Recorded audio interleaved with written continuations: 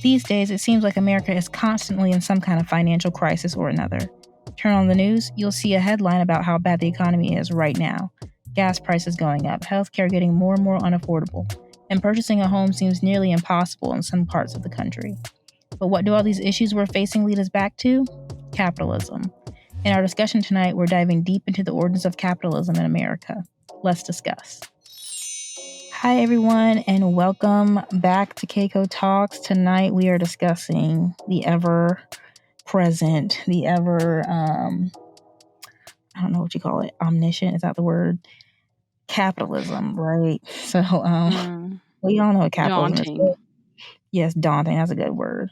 Capitalism. We've all heard of capitalism, and we all reference it all the time, saying, like, capitalism this or like F capitalism kind of thing. I know at least I do all the time.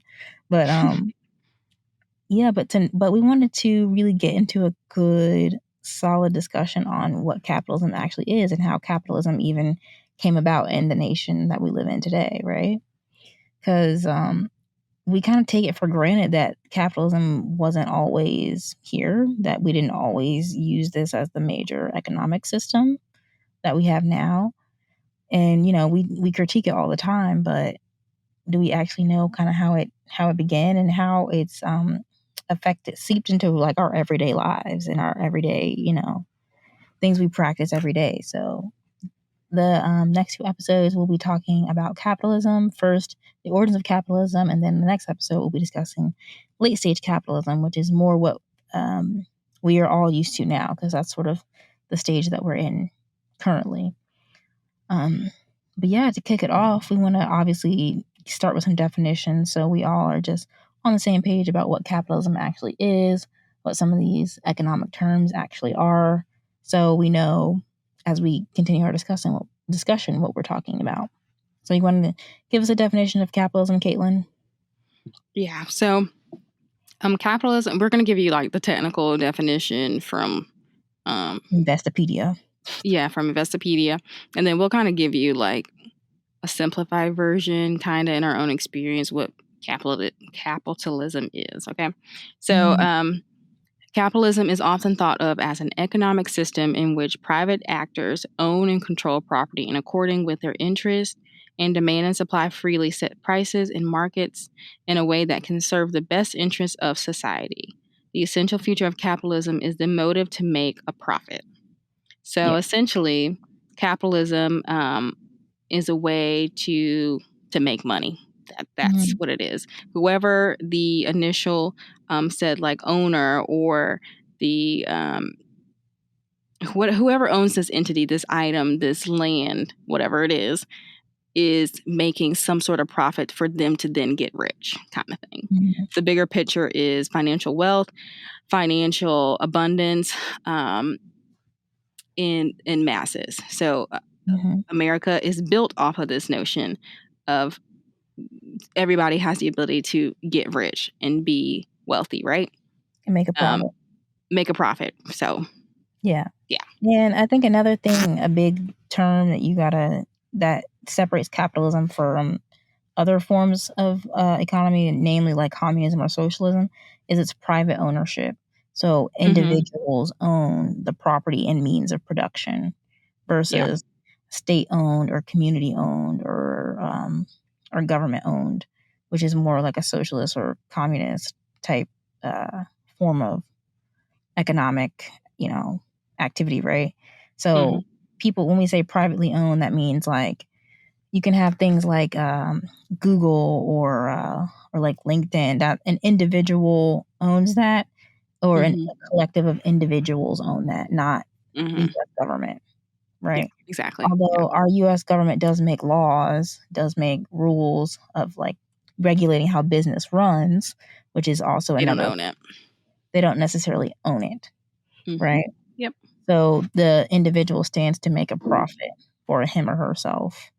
Exactly. Versus, you know, something like communism or socialism, where it's supposed to be about the community good. It's about the profit or the means of production goes solely to benefit the community or everyone. Whatever. Right? Yeah. I think a good example too is like the healthcare system. So the healthcare system is, you know, also participates in capitalism. A lot of healthcare systems are profiting from providing healthcare to an individual.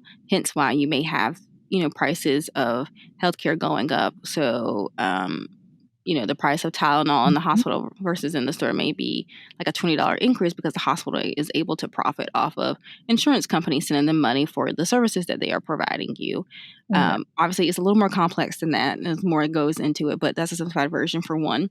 But that kind of takes people out of being able to afford healthcare, and then it price gouges items that are within, the healthcare system and or the hospital system. And a bunch of other things. So that kind of dives into like some of the problems that you can possibly have with capitalism. But everything is rooted in capitalism in America. Everything, healthcare, cars, the air you breathe, everything. Your housing, your food. Yep. You do not. We have to pay to live. Yeah, and somebody's making money off of you living. Off period. of you living, existing, substantive, things exactly. and goods and services you need. So everything is rooted in capitalism in our society. Seriously, like you'd be hard pressed to find something that's not just making a profit. I always say nothing in life is free. Literally nothing. Yeah, nothing. Pretty much. Even if you see zero, on it or whatever, I promise you that comes at a price or at some point, even to you. Yeah. So, but yeah, speaking of that, we want to also go into the history of capitalism because a lot of people don't really know this. I think they just think this showed up, and actually, capitalism has not always been the major economic system for the world. And in some parts of the world, it still isn't the major economic system, but in the Western world, it is the dominating system, right? So here's a little brief history of it. So capitalism has been around in different incarnations since the ancient world. So Middle Ages had little pockets of capitalism that flourished, but it wasn't this all-encompassing major driving dominant system that we see now. It was like little, maybe like a township here, used money and people were like had owned private businesses and were doing economic business like that way, right?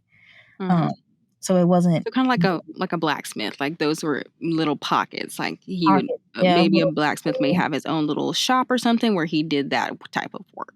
But it wasn't on like a major scale of like what we have now. Like like it wasn't like a healthcare thing. It wasn't like basic needs were not taken care of through the means of capitalism. Yeah, not necessarily. Basically, exactly. And I doubt they had like service, or maybe they did have service industries like tied to capitalism as well. Probably not as much. It was probably more maybe like not as much. Almost like bartering, but with money. Yeah, exactly. I was gonna say I think it was more of a barter system when you exchange this for that kind of thing, which is very different from capitalism. Capitalism has a monetary value to it. Yeah, you got to have capital in order to do it, aka capitalism. Yeah. And you got to be able to make a profit. So that's the only way you can do that is through capital versus with bartering. You're not necessarily making a profit. You're exchanging. It's like an equal. Yeah. Of value. Exactly. And speaking of that, talking about using capital, that's really when there was a shift in the 16th, 17th, and 18th centuries, namely with England's cloth industry, where they stopped using large amounts of money to invest in things like cathedrals and pyramids and these big things that didn't generate more money. Basically, like they would, at the time, they would like spend money on like building a giant cathedral, right? But a cathedral doesn't necessarily produce anything other than being, a place of worship, right? But so they started taking capital and using it to invest in things with productive capacity, so producing goods and services. So they were using money to invest in like a machine that would, or maybe not necessarily a machine at the time, but like invest in the cloth industry and the materials that they needed to produce cloth. Then they could take that cloth, sell the cloth, and make money back for a profit. So they started using money differently at that time too, which is the very beginnings of the wheels turning of what we see as capitalism now, Mm-hmm.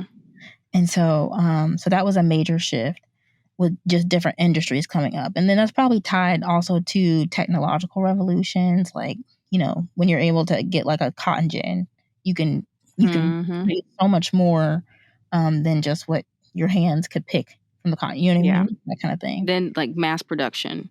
Then So not quite that with the cotton gin, but you were able to produce, like Courtney said, way more than you could with just your bare hands, and then you have mass production.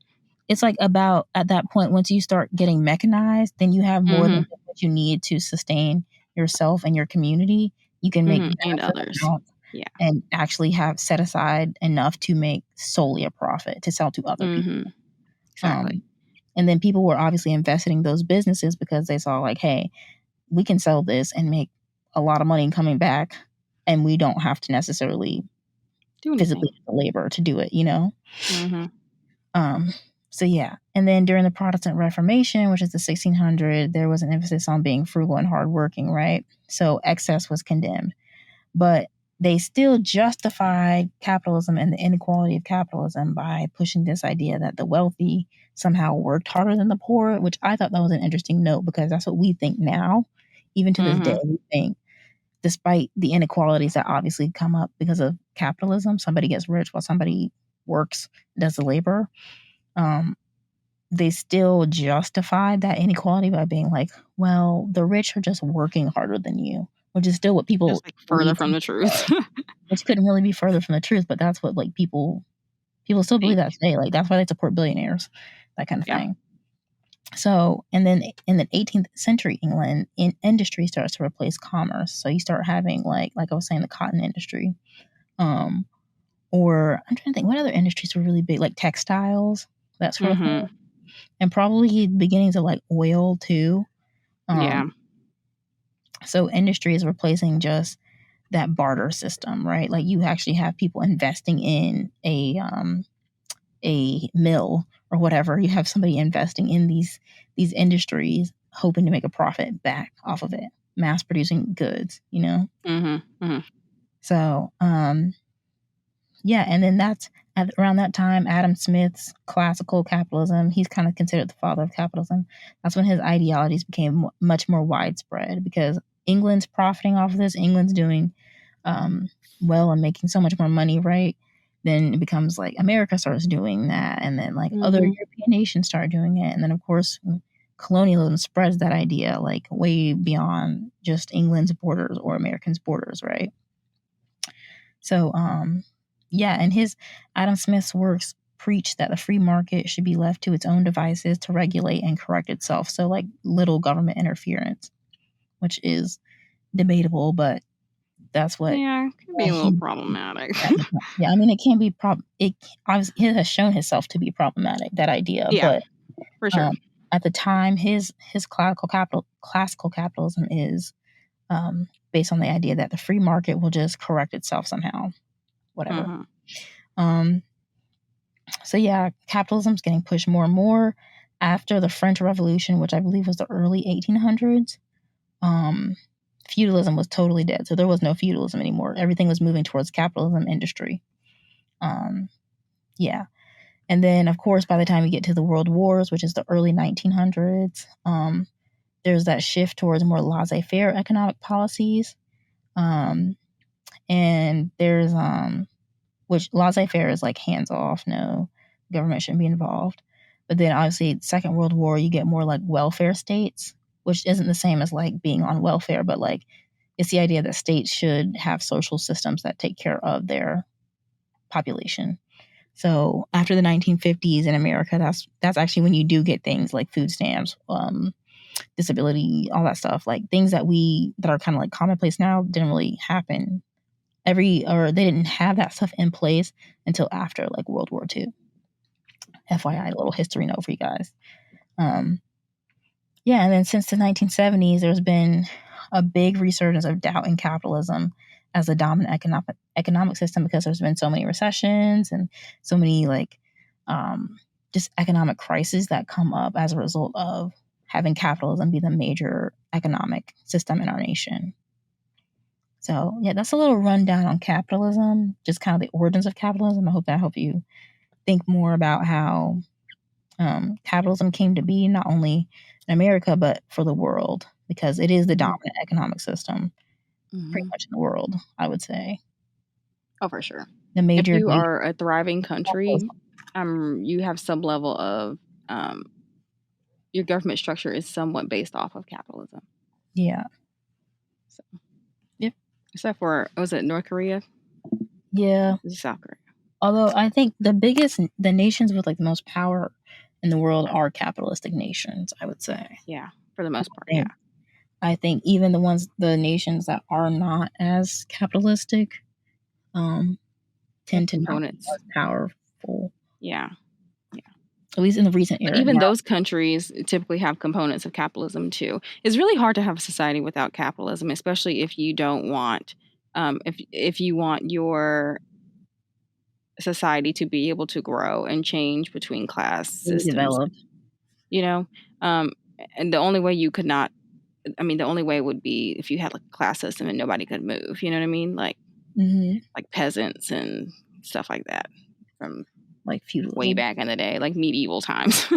So, yeah, I think at one point there were like societies that were running, that were like in name communist, or like were in name more socialist or whatever.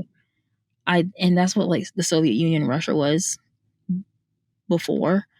And I'm not even sure if now they're officially considered capitalistic or not, but they are involved in like world trade. So they do actually like participate in this capitalistic like idea. Yeah, idea. So I think I would say it's probably safe bet to say most nations participate in capitalism one way or another, whether their internal system is actually capitalistic or not. Yeah. You know. Yeah. Because trade is pretty much based in like a capitalistic system, I would imagine. Pretty much at this point in time, it's not I just give you this for that. It's what can I make off of this to benefit me. So I can imagine any society that does not function off of capitalism in some way or another, like Courtney said, whether they consider themselves capitalistic or not is, that's the government's choice. But everybody is some way, in some form, somebody's benefiting from capitalism in majority of societies, if not all. Yeah. Yep. That's what I would think. I think after, this episode, I'm going to look and see which nations are technically considered non-capitalistic, who don't participate at all in capitalism. I would love to know like which nations those are. Yeah, that would be interesting to know actually, because like how are they running? Like how do they function? Anyways, so me and Courtney, I'm going to go over some key terms that we're going to talk about in order to further discuss our capitalism topic today. So we're going to discuss. Just important words to know. So economy, the economy is an interrelated production, consumption, and exchange activities that aid in determining how scarce resources are allocated. The production, consumption, and distribution of goods and services are used to fulfill the needs of those living and operating within the economy, which is also referred to as an economic system. So if you ever taken an economics class, there you go. That's what that's about. It's just how like the world works to produce things for the society as a whole. So supply and demand, essentially, along with some other complex ideas, but it's pretty heavily based off of supply and demand in relation to people. Yeah. And distribution of goods and services. It's really, the economy is referring to this whole system basically of like production, like producing goods and services, consuming, as well as distribution of goods. So it's like it just refers to our I don't want to use economy in the definition, but it refers to our exchange of activities. That's a good word. It's like kind of, it's not just money. It's like it's much bigger than just I'm buying this and like whatever, Yeah, it's kind of like the glue to like say you're putting a table together. It's like the glue to the table. Like you need all these little tiny parts to make the bigger good, the greater good, I guess. So that's what the kind of like the economy is, like all those little tiny parts, like the people, the resources, the product, that end product that you're producing. How are people consuming that product? The exchange between those products, like it's all the little tiny little things that I guess most people probably don't think about when they're getting the example and a product or And a I resource. think it's good to know that economy is usually on a macro. When we're referring economy, we're talking about macro. Usually, like the big, large scale is like entire systems, not just I went to Walmart and bought lotion like for $5. That's not just like an exchange of money for a service. But that act of you doing that is a part of a much bigger system where thousands and millions of people are buying products from Walmart. And Walmart is getting the resources from, I don't know, XYZ. somebody who makes the lotion or whatever. And so that bigger exchange between all three parties that's happening behind the scenes, that is the part of the economy. Exactly. Yeah. It contributes to it. That's a good way to explain it. It's kind of like, I remember taking these classes and like my teacher at the time was trying to find like analogies and stuff like that to make it relatable, but it's kind of difficult. Like it's a very complex, large, it's something like, we just system. take for granted too. I think we just because it's so normal. And I think it's also, there's so many parts that is kind of like complex to understand, because there's so many things you have to take, especially on the macro scale. There's so many things you have to consider with the economy, or not even consider that go into the economy, period. So all right, so next thing is capital, a broad term that can be described that can describe anything that confers value or benefit to its owner, such as a factory and its machinery, intellectual property like patents, or the financial assets of a business or an individual. Capital is more often associated with cash that is being put to work for productive or investment purposes. And that's the root word of capitalism itself. So if you have to just even break it down smaller for yourself, capital is necessary, or is the foundation of capitalism. Like you need that money to invest in order to, or you need, you need, I guess usually cash, but usually money, something to invest in order to ideally gain back a profit, or in some way or another. Yeah, especially in this day and age, it's probably just cash. Usually just cash. Although I think it's good we discuss intellectual property, because that's something people don't really understand. Is like a patent is intellectual property, as well as like artistic materials or intellectual property. Those things are actually have a value, or in a so because it can be exchanged for cash, basically goods or services. anything. And it's different than capital because it doesn't just have one attached single value. Intellectual property expands itself for can expand itself for a lifetime. Like technically, Apple started out as intellectual property, or you know what I mean?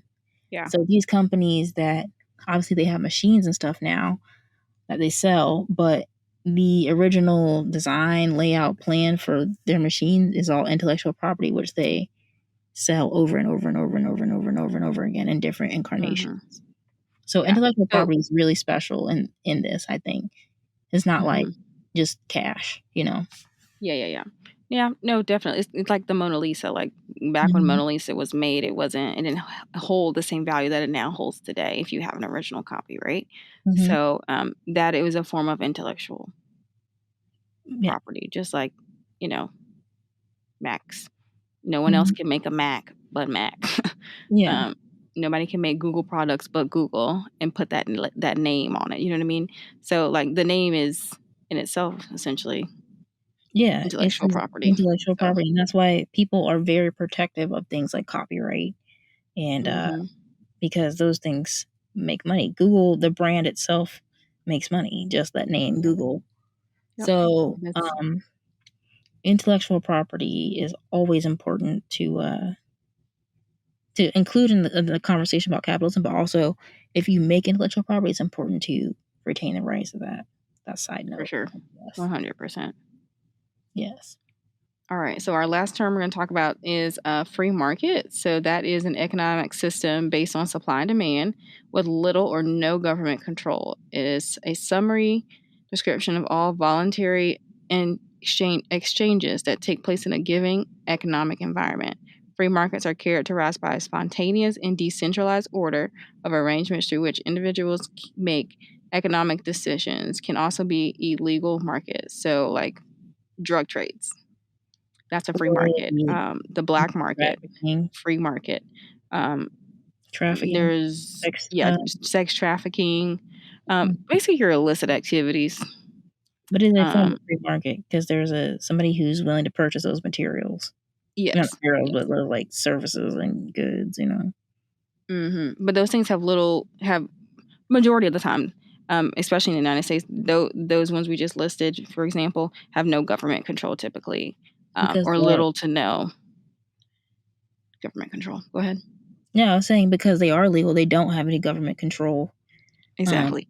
Because the government That's not to say it's not illegal. Like the act itself is not illegal. It's just saying the government is not controlling the market of the things that are being sold within that market. Yeah, and they're not regulating it, and it's because they don't recognize it as an official market. Yeah, which is actually, that's a big debate of why people say things like, especially things like sex work and certain drug trades, like especially weed and stuff. They say that the government should just make these things legal because once they make it legal, they can regulate it, which creates some sort of safety for the people involved, especially for things like sex workers, because then you can put things in place to protect the women and men who do that kind of work. Versus now, when it's illegal, there is no protection for people like that because the market is not recognized as a market by the government. Which I think they don't do it just because, like, your politicians are the main ones over here doing this crazy crap. Yeah, or supporting it. Well, then you get into like people see it as immoral somehow or whatever, but it's like it is a market. Like they wouldn't be able to sell that if there was nobody buying it. So there is a market for it. Oh, for sure. It's a high market. That's a huge moneymaker. Yeah. I was looking at this thing yesterday, and it was saying the sex trade industry made it's like a $999 billion corporate industry. I believe it. $999 billion industry, and you mean to tell me there should not be any type of regulations on that?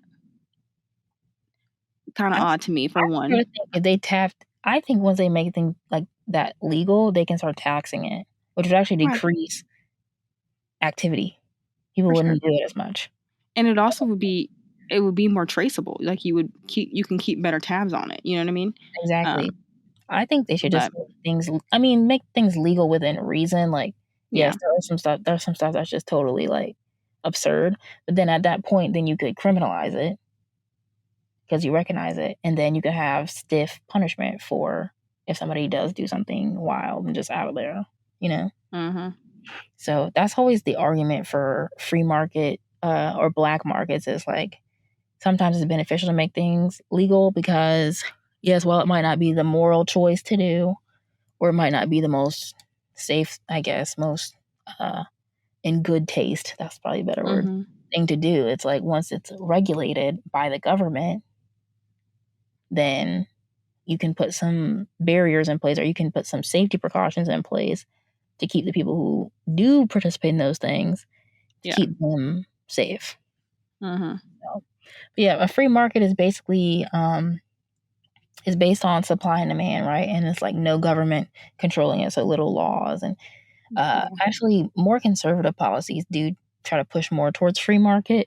Even in our country today, they don't want to have as much government control in how the economy works.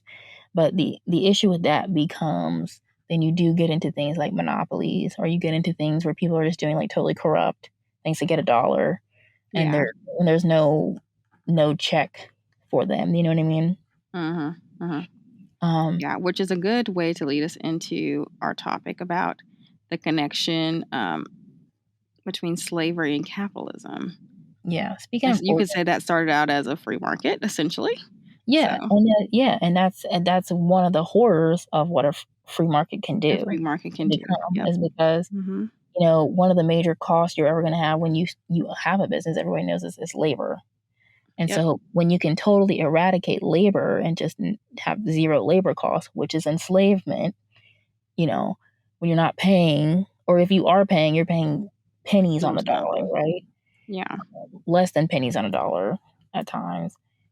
When you don't have that cost, you can profit 10 times more. But of course, what's unethical about that is what you're enslaving a human being who has the right to be paid fairly and be treated fairly and properly, all that. So yeah, the origins of capitalism in America go back to the OG institution of slavery. Period. Point blank. There really is no way around that. To be perfectly honest, obviously, like we were saying, the idea of capitalism came from European nations, so England, and to be perfectly frank, but again, that idea of enslavement or owning someone's body is actually kind of like a feudalistic idea as well.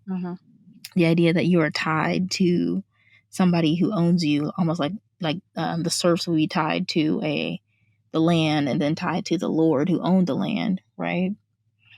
That's really what slavery was, only in a different name. And then there was obviously race tied to it in America. So yeah, we just couldn't have this conversation about capitalism without discussing slavery, because that's so much a part of how capitalism came to be in our nation. Yeah, for sure. I mean, I think especially where we are at currently with capitalism, a huge portion of projecting America to where America is, or you could even say some of the individuals in society, in our society, have gotten to the places they've gotten because of something like slavery. Slavery, like I said, is essentially like a free market where they were able to get free labor, or labor with little to no cost, with beyond optimal return, which obviously led them to huge profits, right? They were able to live lives that they would not have been able to live without the free labor if they were paying equitable prices or wages to the slaves. Yes. And even if it weren't slaves, just to, whoever they had tending to their plantations, for example.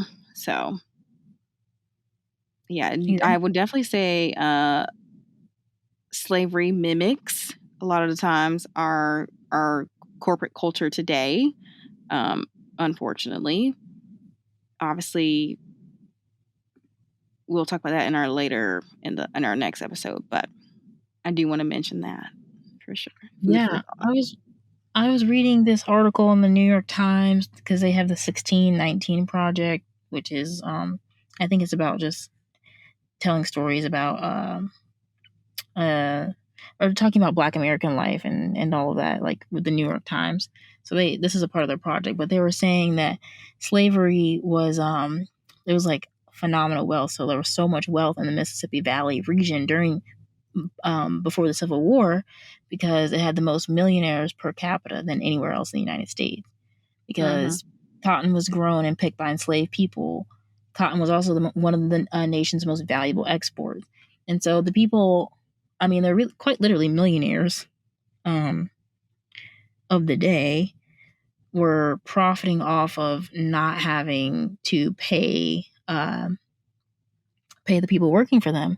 Not only that, but the government almost supported this because the government did not recognize Black Americans as human beings in the first place. So the government co-signed basically using Black American labor, who were not even citizens, using basically non-citizen labor in the country to profit. Mm-hmm. So they didn't. I mean, because there was no. I mean, they weren't filling out like W-2s Yeah. for every slave. The government wasn't even recognizing them as people at the time. So they had all free reign to basically do whatever they wanted. Right. Which makes me wonder, like, would these individuals that were, like the middle millionaires then, and you could say even generationally wealthy now, would they have been successful or millionaires, had slaves been paid an I don't. equitable They living? certainly would not have had as much profit. I mean, they might have Oh, been for able sure. to. I'm sure for the day, cotton was still a very, valuable export. So I think they still would have Mm-hmm. been made money. They might not have been able to line their pockets nearly as much because they would Yeah. have had the cost of labor. Mm-hmm. Like Caitlin was For sure. saying, But I'm slavery just is the thinking, like, ultimate market. go ahead. I'm sorry. I was just saying slavery is the ultimate free market because the Mm-hmm. government was not regulating the labor. The Yeah. government was not regulating profits Mm-hmm. beyond maybe taxing them. Yeah. But they Sure. weren't going into everybody's, cotton mill and being like, you have to have certain standards of practice, you know? For sure. Yeah. So, yeah. Yeah, But that's go ahead, true. finish what you're saying. I don't remember. It's fine. But That's okay. yeah, no. Slavery is very complex in that notion because it really is. And while, it's also hard for me to call slavery a free market because the government really did support it. You know what I mean? Um, Well, they they didn't didn't have, interfere with it. That's the thing. yeah, They didn't. because it benefited the government though. You know what I mean? So Mm. they didn't interfere because they were able to make capital out of it, which is, in my opinion, there wasn't any like control over it, but they were definitely not like they definitely weren't like not stopping it. You know what I mean? That Yeah. makes sense. Yeah, because they made a profit off of it. And Yeah, like, where else were they getting that large supply of inexpensive labor? labor.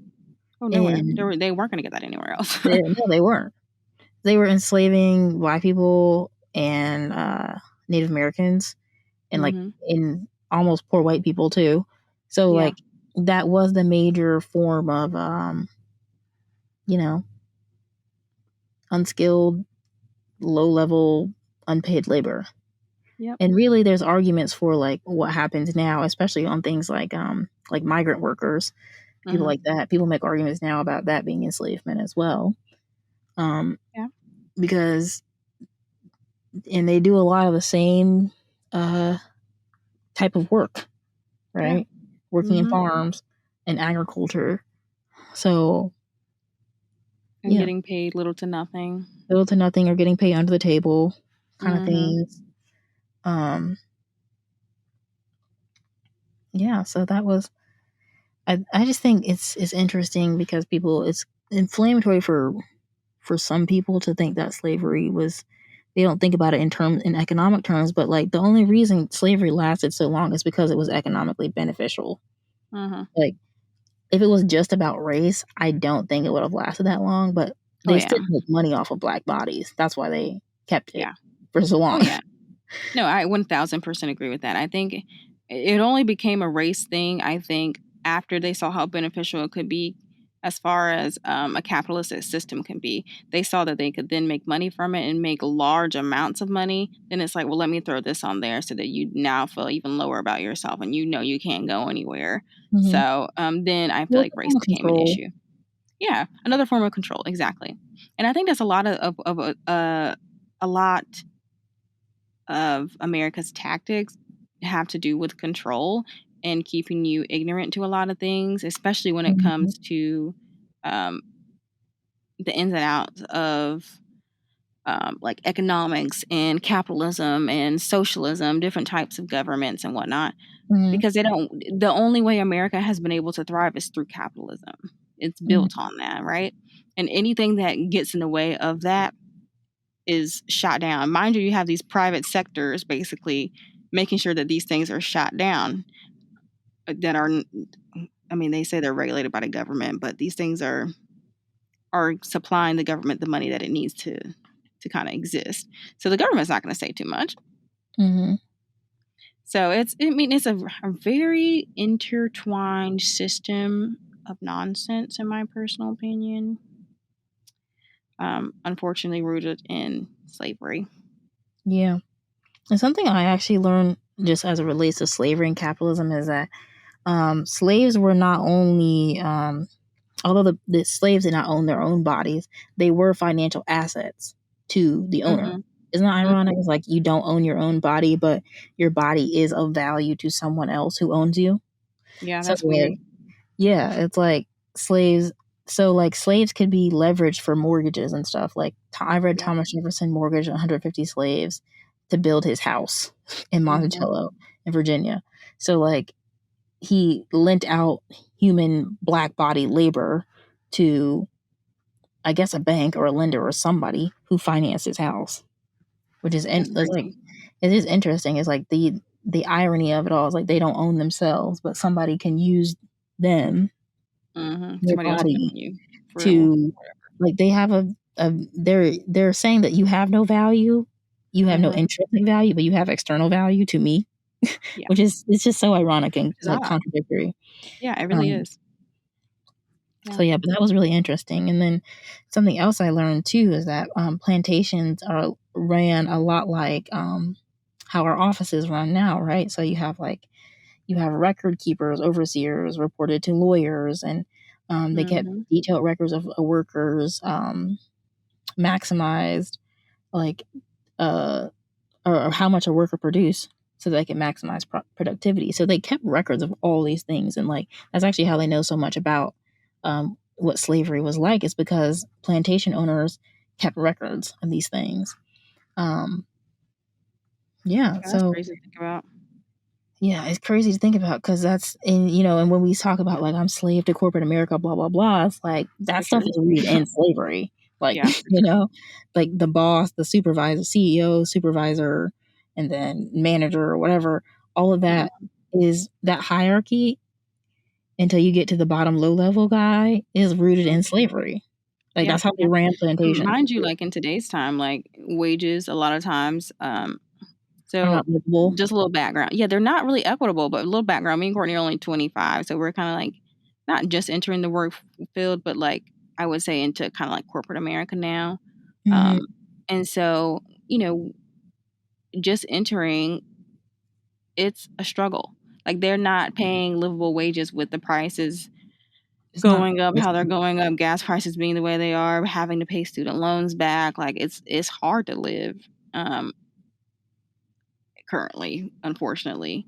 So it's Mm, it really is slave enslavement working in corporate America because you're not getting paid equitable wages. You mm, are slaving 8 hours a day, so like you can go do hardly anything else. mm, On top of all these bills and debts that you owe, you come fresh out of college with a huge behind bill that you didn't have to pay back, not even making half of what your student loans are. So mm. it's very odd to see those two things compare, but they're so similar. Yeah. We think we're so far Well, removed, or I was going to say, I I think sometimes I think that we're so removed from slavery and the idea of enslavement, but it's always right there. agreed. I think people don't realize that that is a foundation to our nation. Whatever people want to say, people want to like screw it on the rug. That is the economic foundation of our nation. That is the social foundation, psychological foundation of our nation. That is the foundation of our nation. I think it's really high time that we just accept that, understand it, and work uh to improve upon that. Yeah, Like, but you got to for sure. address it first. So, I think you can't talk about capitalism without talking about slavery, because in America that is the ultimate form of uh capitalism and free market economy. For sure. And really, the way some people want to push our economy now, they want to push it more towards something like a slavery where we're not paying people equitably, where we're not doing, you know what I mean?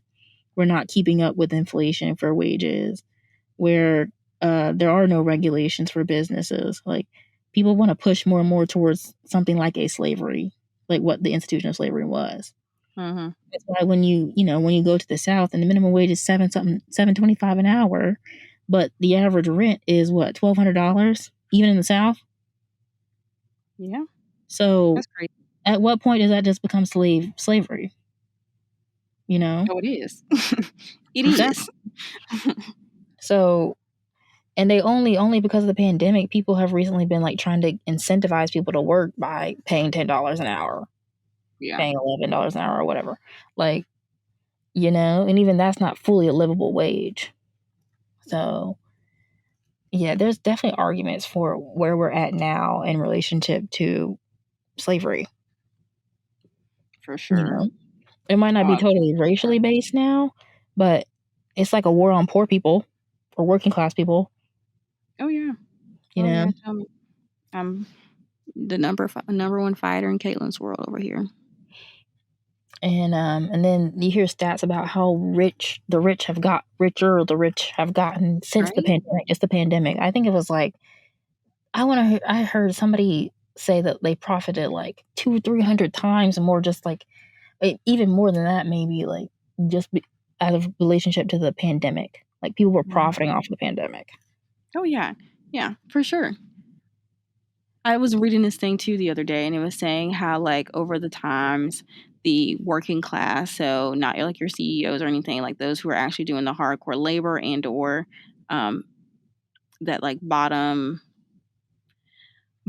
tier kind of work kind of thing, they have had this is over like hundreds of years, but they've had an 8% increase as far as wages are concerned. While your CEOs, business owners, those who are at the top of this chain, right? They've had like, I think it was like a 13,000. I think it was like a 13,000% increase as far as wages are concerned. So they are profiting beyond profiting. You know what I mean? Like, they are making profits beyond beyond what we can fathom. Let's be honest. While the people who are actually working are have only received an 8% increase across the board, and that's high wages, low wages, in between wages. For your CEO to get a 13,000% increase, that's mind blowing. Mind blowing. So that's I mean, that statistic alone will show you the money's not coming to the bottom at all. At all. Your CEOs and those, they benefit while everybody else kind of just suffers. So, and then these jobs have the nerve to be giving you like a 1% increase. Like, man, that's 25 cents. I know, right? I remember my job was like, we're giving you a 0.4% increase. It was like a 30-cent raise, right? And like, just to keep up with inflation. What? Like, what? That is not even first of all, inflation has doubled the amount I would make in a salary. Like, I recently moved to another state, and obviously the cost of living here and where I lived before were kind of similar or whatever, but other things around me are a little more expensive than where I lived previously, and I could not even think about qualifying for an apartment or the apartment that I'm in currently by myself. I would have to make 3 times the rent, so I would have to bring in minimum $60,000 by myself. Minimum $60,000 just to pay for an apartment. That's but you're not even paying me half of that. Yep. Where am I going to live? With 8 I mean, it's just crazy out here. Yeah. Yep. And mind you, these apartments that they're like selling for, 3 times, like you have to make salary wise 3 times the amount of the rent. These are not even new apartments. These are apartments with freaking lead paint and asbestos growing in them. You know what I mean? Like, you want me to have all of these things, but you can't even offer me a place that's livable. You know what I mean? For one, and for two, that this apartment is not worth that price. It's literally based off of you guys profiting and you guys profiting only. Exactly. I'm not profiting now. I'm sick because I got lead poisoning and asbestos poisoning. They're killing us. Seriously. So, I mean, it's just like the things, once you really understand capitalism, it's just like, it's kind of disgusting, to be Yeah, honest. because they're always, people who stand to make a profit are always going to lower every single cost they possibly can. And Make exploit people profit. and use people Exploit people to along do. the way. Yes. That's what that, and that gets into the pros and cons of capitalism. That's like one of the major cons is like inequality, right? Oh, yeah. Is like somebody stands to make a lot more money than the other person does. The people who own those private entities, private firms, the owners of those, they stand to make a lot more than people who work in them or the people who don't own those firms, right? So Yep. the big thing with capitalism is ownership. You have to own it. But to own something, you have to have capital in the first place. And to have Even capital in the first place, that has a lot more to do with uncontrollable factors like your socioeconomic status, your access to opportunity, the inequalities that you might have had early in your life to begin with. All of that factors into whether you have capital to own something in the first place. So, in a lot of ways, and we'll talk about this in another episode, in a lot of ways, you get stuck in these like classes, these class system or class structures where it's very hard to move up because you just don't have the capital. Like, yes, ideally, and people say this like America's a land of opportunity. Like, ideally, yes, everybody has the capital to make themselves wealthy individuals. The truth is, our society is much more stratified than that and complex than that. Not everybody has the capital to do that. Exactly. Right? Yeah, and so beyond just having the capital, because like while you make money, right, but you have to have the extra capital and the extra resource to put that into something else. You know what I mean? Like you can't not pay for basic needs such as like typically a place to stay.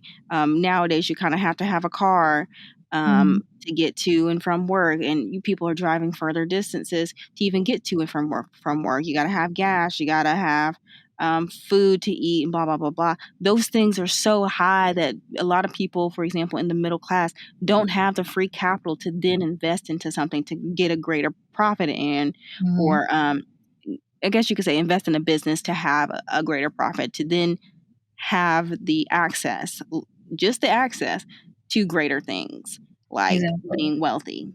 Yeah, and like what Catelyn's saying, like that's why when we talk about like things like privilege, inherited wealth, that's one of the cons is usually people who have money are 9 times out of 10 who become the millionaires because they had the money, disposable income to invest to make more money, right? Like that root word capitalism.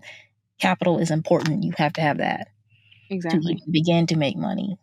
Yeah. So and especially, go ahead. Like a good example of this actually is like our famous rappers and stuff who start making money. 9 times out of 10, they had the rap career where they got a little bit of money, they got something up, and then they started investing in businesses. That's how Jay-Z became a billionaire. That's how Oprah became a billionaire. They had to get the capital to even do this stuff in the first place. Right? Same thing with like a lot of your companies. Google, same thing. They weren't always, I don't know if they were rich or anything, but they had this idea. Same thing with like the guy, Jeff Bezos, Amazon. I don't think he came from money. He had to kind of work his way up, right? Well, I heard that his parents gave him $200,000 and he started Amazon. Okay, exception. So somebody gave. That doesn't count. But so that's a prime example of, he had to have access to a large sum of money to invest in something to get a great return, right? Yeah, it's hard out here for the middle class. It really is. Yeah, and that's why it's one of the cons is because like it's a privilege-based system where if you have the privilege in the first place, it's much more easy to make more money. Yeah, to become even more privileged, and which further creates these stratified systems where like if you didn't have it to begin with, it's harder to get out. Yep, it becomes something like feudalism too, where it's like you're stuck in this system because you don't have the means to get out. Yes, ideally there are people who break through or whatever, and that's what the great part about being American is, like you have or I want to say American, but capitalism is You just need the capital. And ideally, you'd be able to like gain that at some point in your life. But that's a lot harder than easier said than done. That's what I'm saying. Yeah. I was reading this, not reading, I was watching this this video on capitalism not too long ago, and the guy was saying that you have a better chance of becoming wealthy in other countries than you do in the United States with the concept of capitalism. I forgot the like exact numbers, but like in the United States, you have like I think it was like an 8% chance. In other countries, you have like a 20-something% chance of getting rich, just because their society is not solely based off of capitalism. There's some other constructs and stuff that they base their company or their government on and their society on that can help you become more wealthy than in America. It's harder to become more wealthy in America than it is any other country, essentially. Yeah. Which I get that. It's just because things are just so expensive. You're priced out. Your free money is not really a thing. It's becoming highly unaffordable. So. Yep. And that brings up the idea, some more cons is like you have capitalism also often ignores social issues like pollution, health of workers, because again, focusing on what's the bottom line, what can we make, how can we lower our costs as much as possible to make as much profit as possible, followed by like, boom and bust cycles. We'll talk about that in the next episode, but cycles where you're doing really great and everything's like, business is booming, things are great, and then it falls, right? You get into recessions and depressions and all that. And then it may lead to excessive focus on consumption, meaning people just consume, buy, purchase, like mass consumerism and consumer-obsessed societies, as well as capitalism is usually bad for low-skilled workers or workers who aren't, who don't have the privilege of capital in the first place, because you're not being paid nearly as much as the people who own the private entities, who own the companies, who own things, So, yeah. And then since we're talking about cons and pros and everything, one of the pros of capitalism is entrepreneurship and economic growth. So there's always a tendency to see the economy always growing, even over the long term, despite recessions and depressions and stuff. Is like there's always more economic growth, usually, or like associated with capitalism, as well as innovation, efficiency. People have the ability to accumulate wealth, and it encourages technological progress. That's what they say. I don't know if capitalism really encourages things like innovation and efficiency. I almost feel like it encourages like copycat culture, like, we could sell and exploit. It's like why everybody has like a makeup brand now. Is like they know it's a big market to sell like makeup to like 14-year-olds, right? So everybody jumps in on that trend, and it's like, are they really being innovative, or are they really just sticking with what sells? Yeah. No, I definitely think that it's a bit of both. I think some people, like for example, Google, that's innovative. Mac, that's innovative, right? But like things like makeup appealing to a specific audience, because that is like a highly targeted audience, that's definitely bandwagonish. I will say like the beauty culture, clothing culture, those are very just trendy.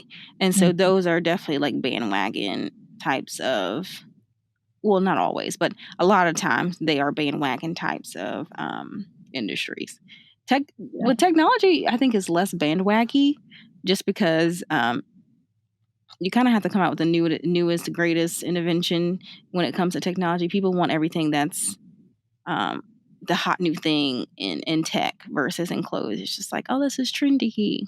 So, well, I think people want a hot new thing too in clothes too. It's like, I mean, I know I stay up on my Instagram. I stay up on the Instagram girls, right?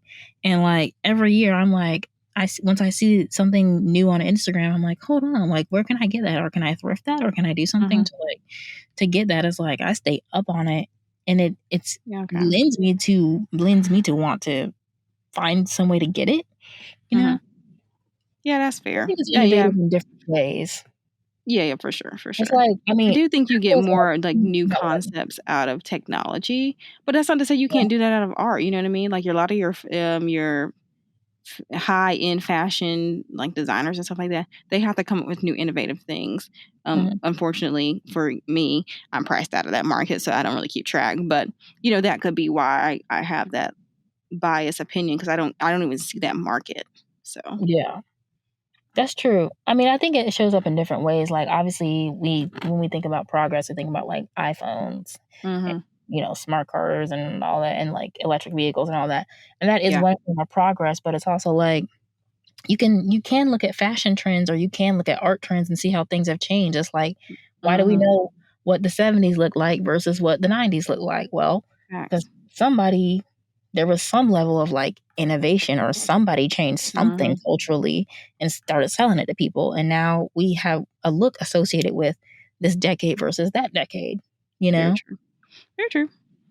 Very true. So it's like comparing the iPhone 6 to the iPhone, they're about to come out with the 14.